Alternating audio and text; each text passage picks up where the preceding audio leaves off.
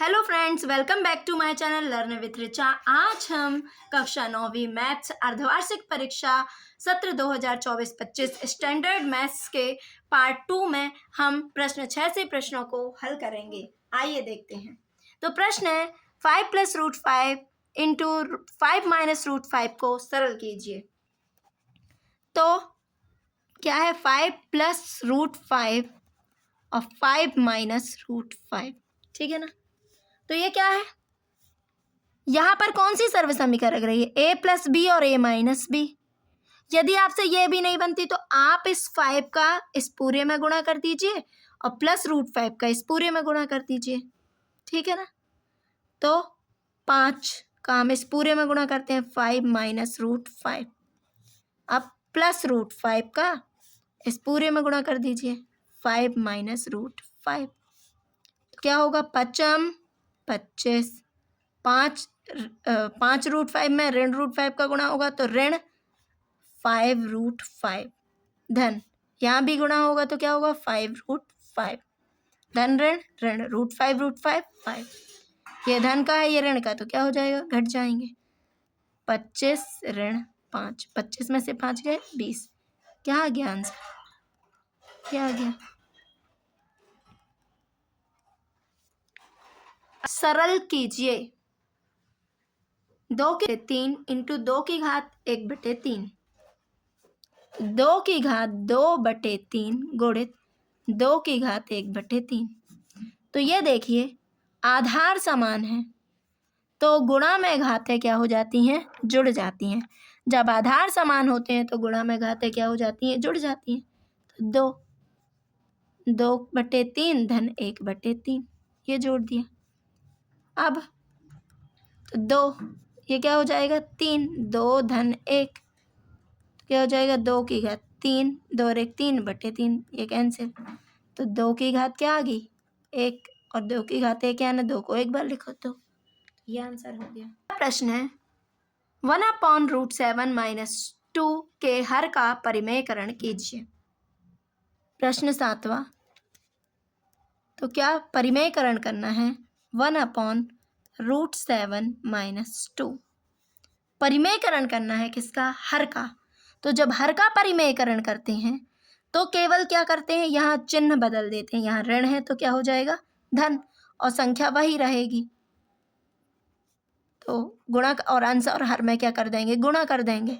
तो √7 + 2/√7 + 2, संख्या वही रहेगी, केवल चिन्ह बदल गया। ऋण है तो धन कर दिया और अंश हर में गुणा कर दिया। तो √7 + 2/√7 - 2 और √7 + 2 ये हो गया। तो √7 + 2, अब ये क्या हो गया a + b और a - b। तो a क्या हो गया √7, b क्या हो गया 2। तो a + b और a - b क्या होता है, a² - b²। तो a² - b², क्या हो गया √7 + 2। √7 का वर्ग क्या हो गया 7 और 2 दूनी 4, कितना हो जाएगा 7 में से 4 गए 3, ये हो गया हमारा आंसर। प्रश्न है 3 व 4 के बीच की 2 परिमेय संख्याएं ज्ञात कीजिए। 3 व 4 के बीच की 2 परिमेय संख्याएं, क्या करना है, ज्ञात करना है। तो ये लिख दिए। तो क्या करो, इन दोनों में आप 3 व 4 के बीच 2 परिमेय संख्याएं निकालनी है, आप ज़्यादा भी निकाल सकते हैं। तो आप क्या करिए, ये 3 और 4 हैं, इन दोनों में दोनों के अंश और हर में इनको ऐसा लिख सकते हैं ना, या तो 3 का गुणा कर दीजिए या 4 का, जिसका भी आपको गुणा करना है कर दीजिए, ठीक है ना। चलो हम 4 का गुणा कर देते हैं। बहुत सारी परिमेय संख्याएं होती है ना, हो सकती है ना इनके बीच, 3 व 4 के बीच। तो आपको किसी भी एक संख्या का, सेम संख्या का, यदि आप यहाँ 4 का अंश और हर में गुणा कर रहे हो तो यहाँ भी कीजिए, 5 का कर रहे हो तो यहाँ भी अंश और हर में 5 का कीजिए, 6 का, जिस भी संख्या का कर रहे हो, लेकिन दोनों में सेम होना चाहिए, अंश और हर में समान संख्या का गुणा होना चाहिए। तो 3 चौके 12, 4 एकम 4, 4 चौके 16, 4 एकम 4, ये हो गया ना।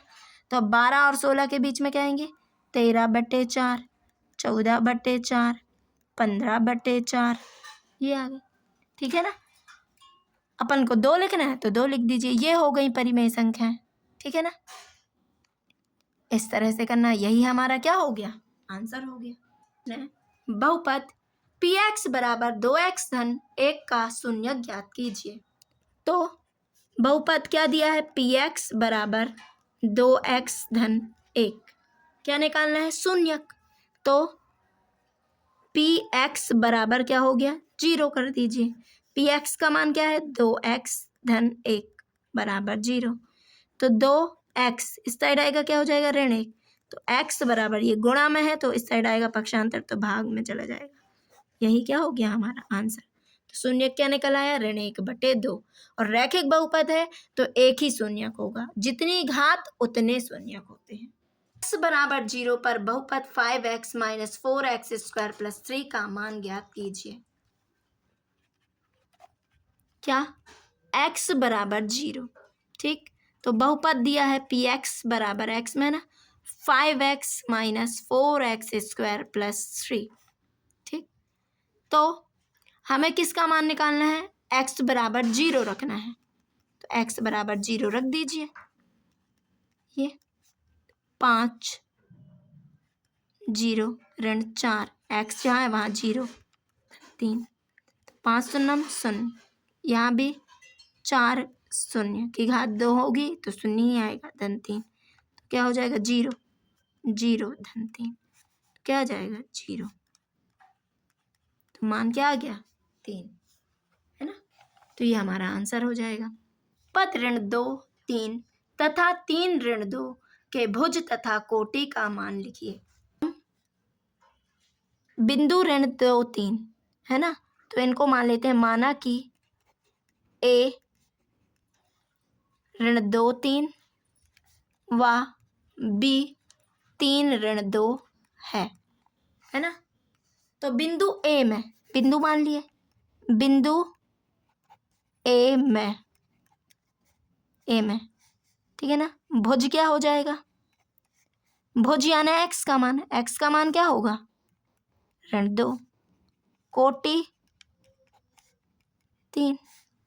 अब बिंदु B में निकाल दीजिए, बिंदु B में भुज 3, कोटि क्या हो जाएगी, ऋण 2, कोटि आना y का मान, भुज आना x का मान, ठीक।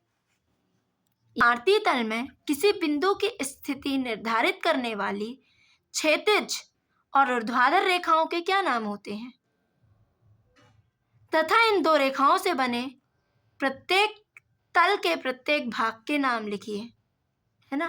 तो आइए देखते हैं। तो किसी तल में बिंदु की स्थिति निर्धारित करने वाले क्षैतिज, तो आप यहाँ आंसर लिखेंगे, कार्तीय तल में किसी बिंदु की स्थिति निर्धारित करने वाले क्षैतिज तल को एक्स अक्ष कहते हैं। क्या कहते हैं, एक्स अक्ष। क्षैतिज तल को पूरा आंसर लिखिएगा, है ना, मैं शॉर्ट में लिख दे रही हूँ। किसी कार्तीय तल में किसी बिंदु की स्थिति निर्धारित करने वाली क्षैतिज तल को, क्षैतिज रेखा को एक्स अक्ष और ऊर्ध्वाधर को क्या कहते हैं, वाई अक्ष कहते हैं। क्या कहते हैं, वाई अक्ष। तथा इन दो रेखाओं से बने प्रत्येक तल के प्रत्येक भाग को क्या कहते हैं, चतुर्थांश। क्या कहते हैं, चतुर्थांश। तल का जो प्रत्येक भाग होगा वो क्या कहलाएगा, चतुर्थांश। क्या कहलाएगा, चतुर्थांश। आकृति देखकर निम्नलिखित को लिखिए। तो ध्यान दीजिए, बिंदु बी के निर्देशांक, बहुत ही सरल प्रश्न है, आप ऐसे प्रश्नों को बिल्कुल भी मत छोड़िए।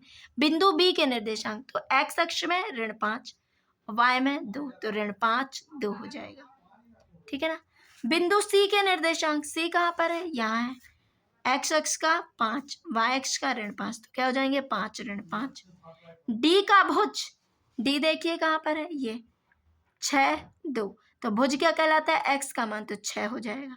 बिंदु एच की कोटि, एच कहाँ है, यहाँ पर है, कोटि तो क्या है, ऋण 5 3, तो कोटि क्या हो जाएगी, ऋण 5 ऋण 3 है, तो कोटि क्या हो जाएगी, ऋण 3, ये हो जाएगा। अब किस चतुर्थांश में या किस अक्ष पर स्थित है? तो ऋण 3 4, ऋण 3 4 है ना। तो देखो ये एक ऋण का है और एक धन का है, ठीक है ना। तो ये किस चतुर्थांश में होंगे? द्वितीय। दोनों ऋणात्मक होंगे तो किस चतुर्थांश में? तृतीय, है ना। और ऋण 1 0, तो ये कहाँ आ जाएगा? ऋण 1 ये है और 0 तो किस अक्ष पर स्थित होगा? एक्स अक्ष पर। और 1 और 2, 1 2 दोनों धनात्मक है तो किस अक्ष पर स्थित होंगे? प्रथम चतुर्थांश में स्थित होंगे। किस चतुर्थांश में? प्रथम। तो आप इनको इस तरह से लिख सकते हैं। बिंदु ऋण 3 4 किसमें? द्वितीय चतुर्थांश में, ठीक है ना। यहां लिख दीजिए बिंदु ऋण 5 ऋण 4 तृतीय चतुर्थांश में, ठीक है ना। ऋण 1 0 एक्स अक्ष में, 1 2 प्रथम चतुर्थांश में। मेरे चैनल को ज़्यादा से ज़्यादा लाइक शेयर एंड सब्सक्राइब कीजिए। Thank you for watching.